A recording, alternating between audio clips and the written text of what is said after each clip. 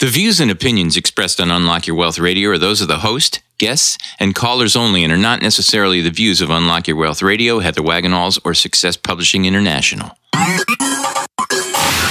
Worried about retirement? Want to travel the world or just be around to watch your kids grow up but you can't because you're drowning in debt?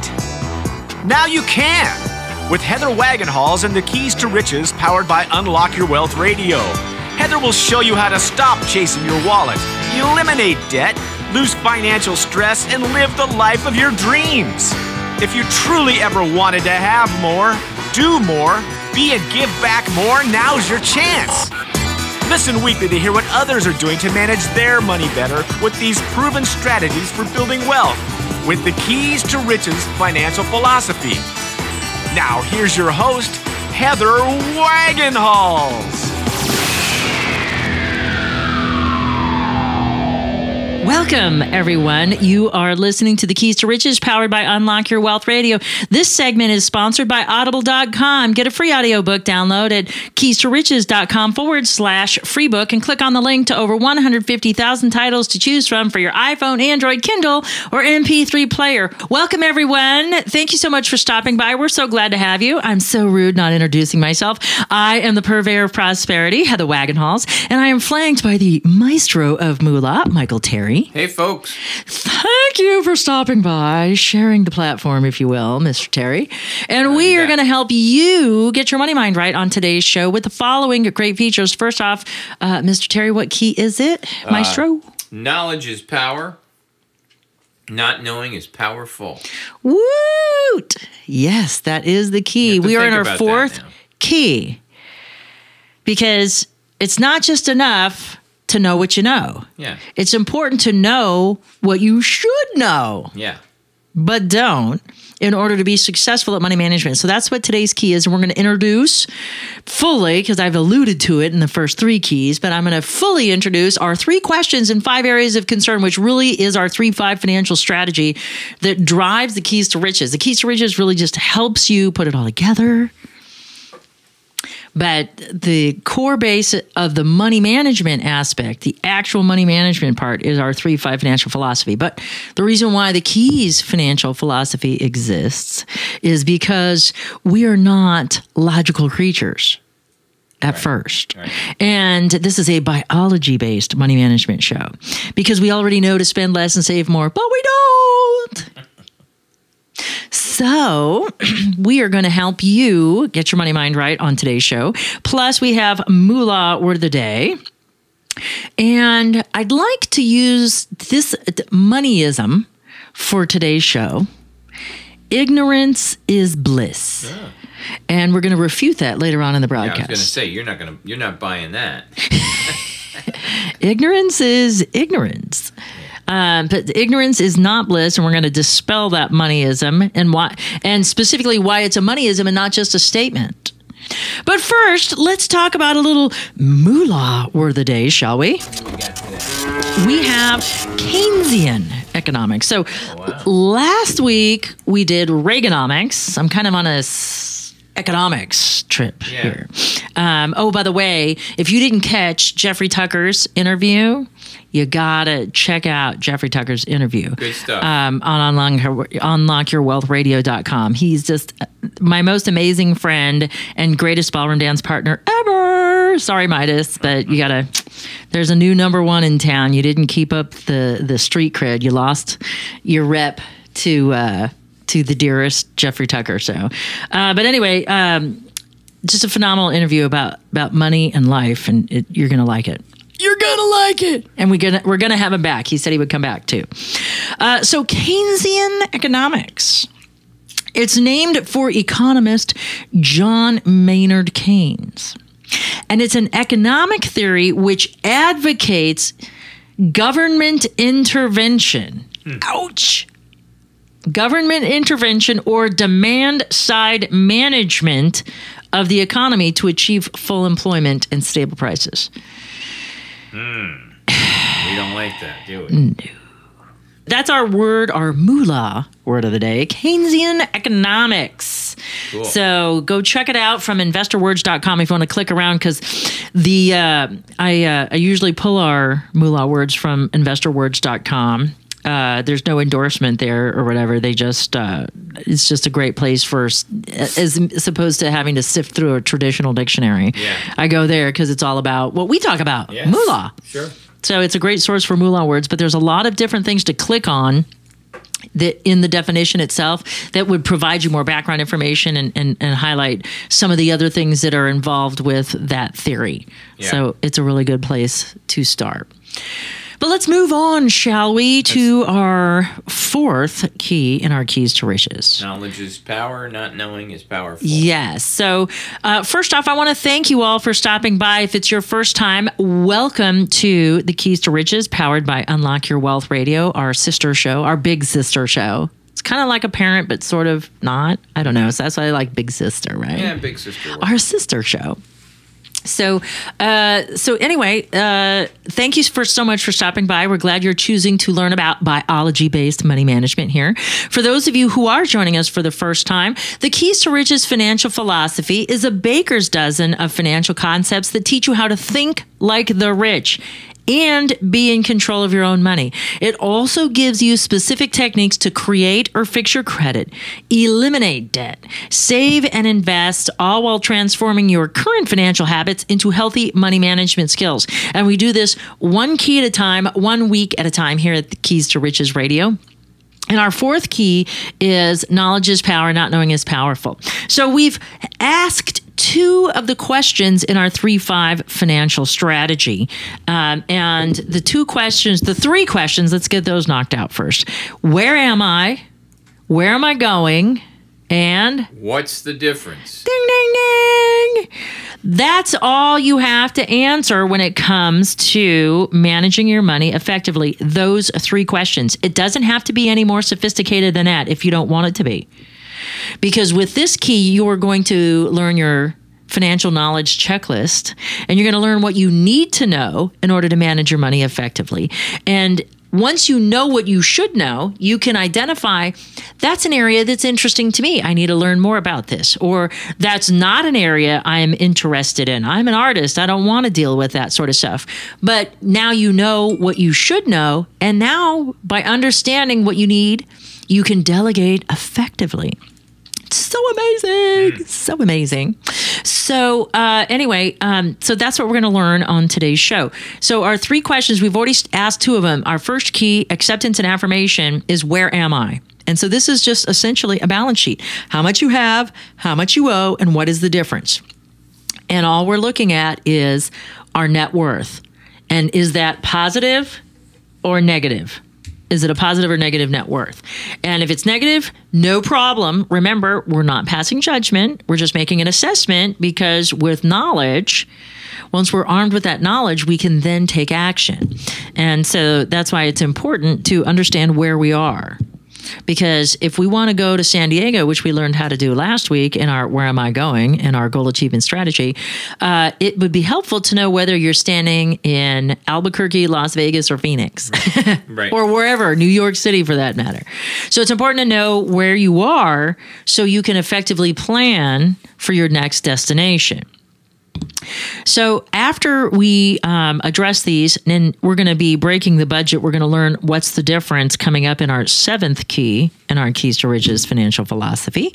And then we're going to learn both how to create a cash flow statement and how to start our evaluations, or preparing for our evaluations when we get to our practicing the 3 R's key, our review, revise, and recommit, which is kind of like the final piece to our goal achievement strategy. But we also have to address these 5 areas of concern. And this kind of evolved over time from when I used to first teach this way back when I was on the Financial Fitness Forum. And it's critical that we have a knowledge checklist, because ignorance is not bliss, as we'll talk about later. Ignorance is simply ignorance, and what you do not know can hurt you. And we have to overcome our biological tendencies to seek pleasure and avoid pain in this moment. And we also have to overcome our patterning. Okay, because we have some of our stuff is all survival based, how we respond behaviorally. And then the rest of it's been patterned in. Something we did that started out whenever it did, it was that innocuous first time. And then depending on whether it felt good or not good, we did it again and again and again and then we patterned it in and it became a behavior. And one of the things that we do, especially if we're in fear of feeling ignorant, is we avoid learning. Now, there's several reasons why we avoid learning, and it's the same tendency to avoid learning as we avoid success. Because with that comes inherent expectation or responsibility.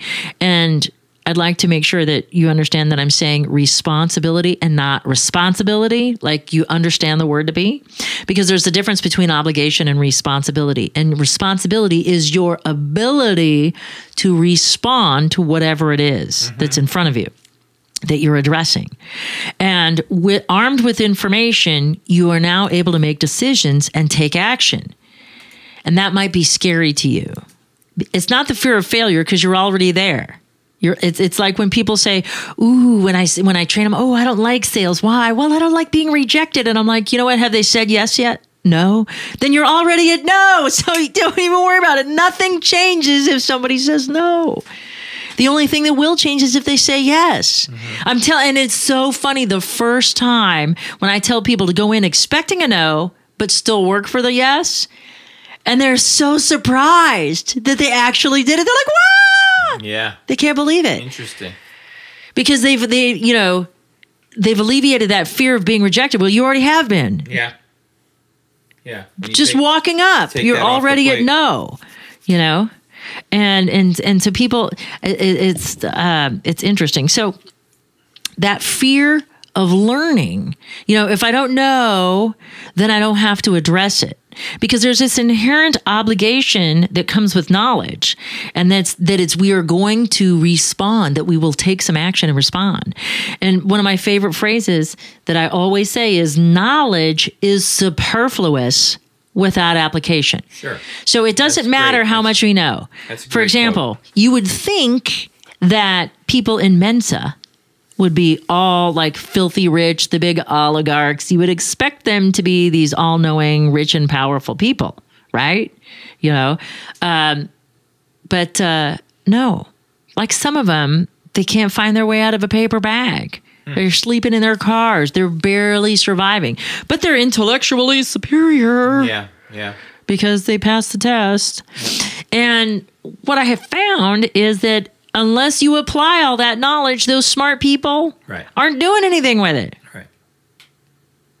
But ignorant people have no chance if they don't take action and start learning.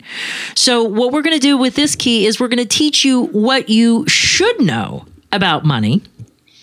And then you can determine how much you want to pursue that area and learn about it. And so I call this the 5 areas of concern in our knowledge checklist. All right. And so these are where we want to fill ourselves with basic information on this, on what we should know.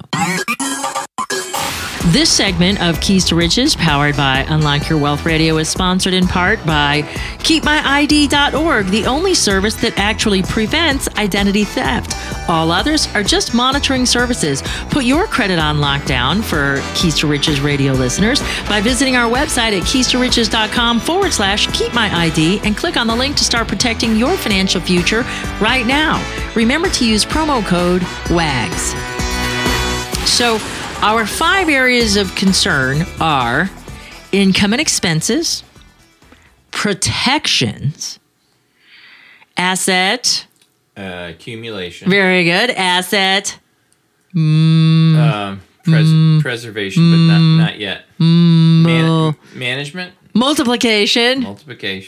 And then Preservation. there we go, asset preservation. So we Yeah, got I would never think of multiplication for some reason. well, so there's a meaning to the madness. So income and expenses, that's like our day to day. Right. All right. So we break the budget and create a healthy savings and spending plan here. But since we're not at that key yet, think of your income and expenses as budgeting, the simple cash flow that happens day to day in your life. Protections has to do with insuring ourselves for success, the types of insurances that we need, the kinds that are superfluous, what's appropriate at what age when it comes to insurances. But we have to protect what we're attempting to build. Sure. You know, and one of the things that I like about the protections layer, and this is kind of what I refer to it as, it's ensuring success by ensuring success. Mm-hmm. So you got the ensuring success by ensuring success, but it's more than insurance. What you're doing is you're renting millionaire status, because when you pay X amount of dollars for an insurance policy, you're paying for the privilege of having deeper pockets than you actually do. Yeah. So you're renting millionaire status until you can self-insure, which should be the goal, is self-insurance. Right. Okay. And so then we move from protections to the first phase, or what I call tiered savings. So we start with asset accumulation. This is just the actual saving part. Asset multiplication is the investing part. These are separate moving pieces, okay? And then the final part is asset preservation. And what this does is this is about legacy planning. So this is about our estates and our legacies. And it's also about tax mitigation, because the more you accumulate and the more you multiply, the more people are going to come after you. So you've got to shroud what you've accumulated. It's just what you got to do. Right. I mean, and it seems like a lot of work, but it's worth it, because remember, like Jeffrey Tucker said on the show, with money comes choice. Yeah. Freedom. The more, yeah. So if you want freedom, and a lot of it, you need to create more choice. And how do you create more choice? With money. Mm-hmm. So you have to figure out, how can I create money to create the choices and buy my freedom? Yeah. It's as simple as that. It is simple as that. It's as simple as that. So let's talk and break down these areas of concern here a little bit more. So income and expenses. In this category, this is everything that comes in and everything that goes out. And if you've been with us since the beginning of the season, in Key 2, we started our organic assessment, take action, make assessments. So we're just stuffing our envelope. But essentially, here's the secret. And I'm not going to charge you for it. This is totally free, not included in the price of today's lecture. This is just bonus. I'm going to give you the secret to successful money management. Are you ready for it? I'm ready. Sitting down. I'm sitting down. I got a pen. Got a pen? Ready to write it down. Spend less, save more. Oh, why didn't somebody tell me that in the first place? Exactly. Jeez. That's the secret to getting rich. That's easy. Spend less, save more. All right. And and if you're saying, oh, yeah, well, that sounds good, but I don't make enough. So go make more. Or instead of having to go make more, why don't you tell Uncle Sam to F off and take less? Yeah. Right? Well, that makes sense. Yeah. I mean, that's just an idea. It's just a thought here. So income and expenses is everything coming in. So this is actively produced income. This is passive income from investments. This is interest, all of those good things, rental income, capital gains, all that stuff. And then expenses is every single thing that leaks out of your pocket or pocketbook or purse or wallet. All right. So what goes in needs to be bigger in number than what goes out. Just a thought. I know I sound really patronizing now. We're not judging. Remember, it's not judgment, just a little acknowledgement, acceptance. This is what it is. Okay? Like it or not, whether or not you accept it, doesn't matter. It is what it is. This is critical, all right? Because if we cannot control what goes out, it's never going to matter how much comes in. And one of the things that I see so much, because when I do financial coaching, it's usually for, I created a great niche for myself with celebrities, professional athletes, musicians, and we've done comedians, we've done all sorts of financial coaching. And it's not about making more because these people are still barely getting by. Yeah.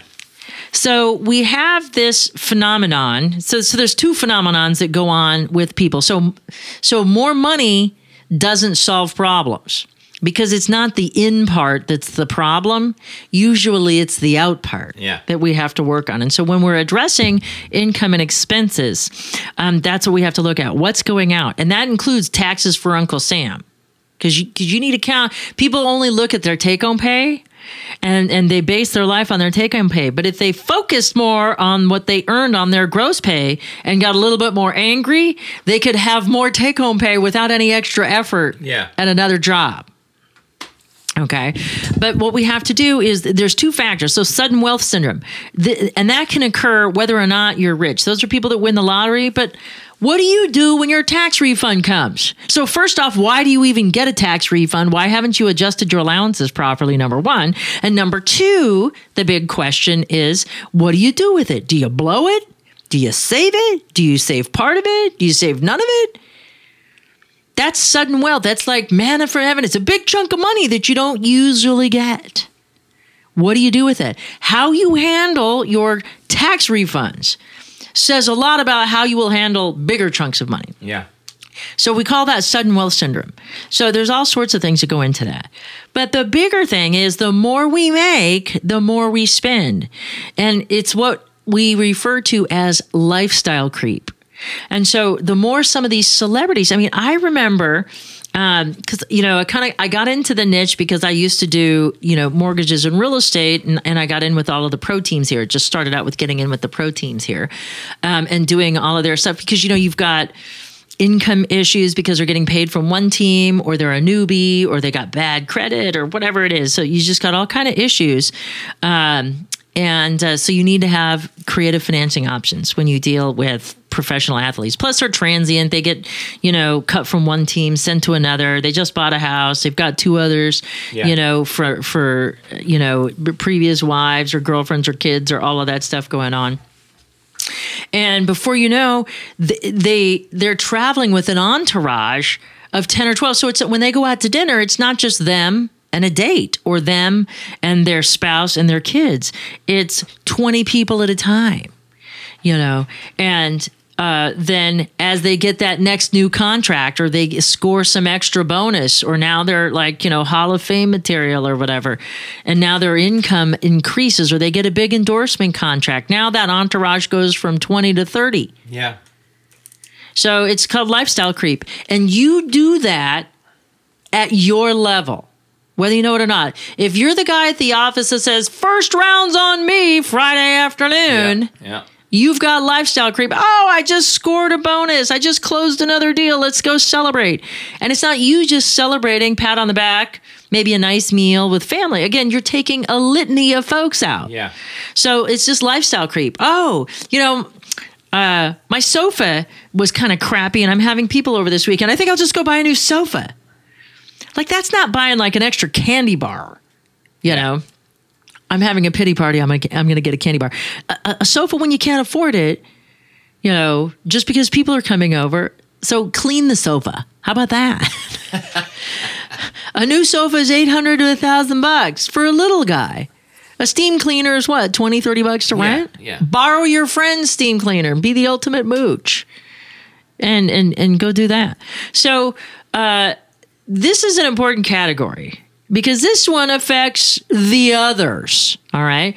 Because if we don't have a handle on the out, we certainly can't afford proper protections, the next layer. If we drive, if we own vehicles, we need car insurance. If we have dependents, we need life insurance. If we work at a risky job or one where we can injure ourselves, we need disability insurance. You know, if there's cancer or histories of long drawn out illnesses in your direct family lineage, you may need long-term care insurance, and it's cheaper if you start paying when you're younger than when you get older.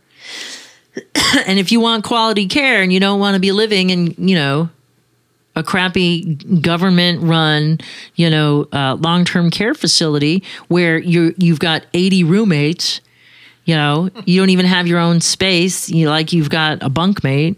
You know, you haven't had a roommate since, you know, your little brother, you know, when you were a kid. Now you got another roommate because you didn't properly plan.